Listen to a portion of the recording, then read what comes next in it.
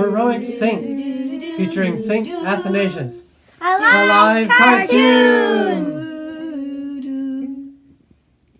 In 293, a hero was born in Alexandria, Egypt.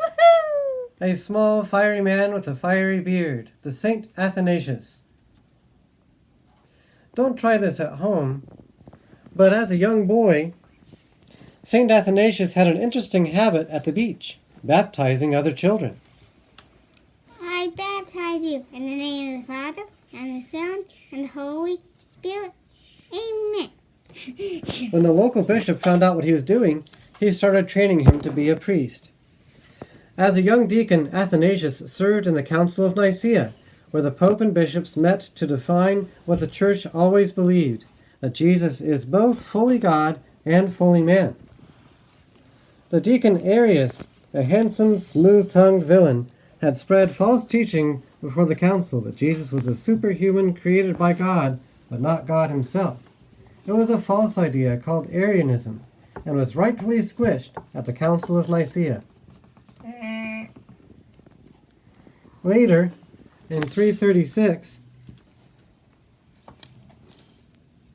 when Athanasius himself was a bishop, the followers of Arianism had not given up. They backed away from the agreement they had made at the council and tried to get rid of faithful bishops.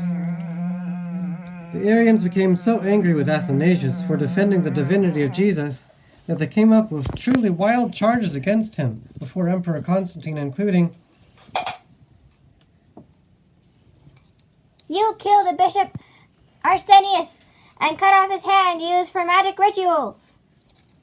what a surprise when at the trial Arsenius appeared with both his hands.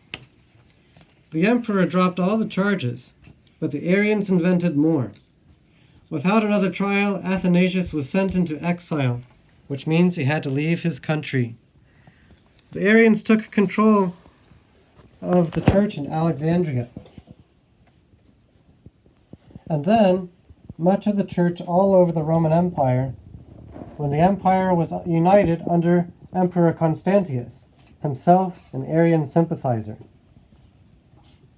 In and out of exile for most of the rest of his life, St. Athanasius wrote letters to his flock, encouraging their faith, and other letters to correct the errors of Arianism and the compromises between Arianism and Catholicism, such as the false teaching that Jesus is like the Father, but not of the same substance.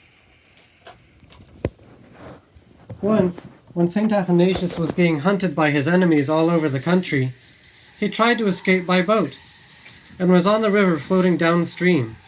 Some of his enemies, paddling upstream, saw him, but did not recognize him. Have you seen that knave, Bishop Athanasius? He replied. He is not far from you. Then they furiously paddled while Athanasius slipped away, where he continued to write letters and fight for the truths of the faith. Finally, Constantius died, and the evil Julian the Apostate became emperor. His goal was to destroy both Catholics and Arians, so he allowed the bishops to return to their dioceses with the hope it would cause fighting.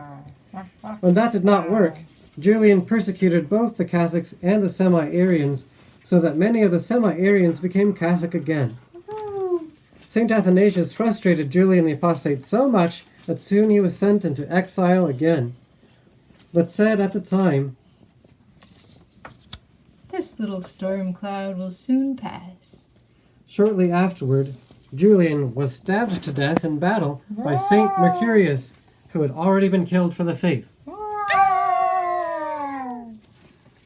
With the emperors Constantius and Julian gone, many new saints, inspired by the faithfulness and teachings of Saint Athanasius, soon sprang up, and the church finally triumphed over Arianism.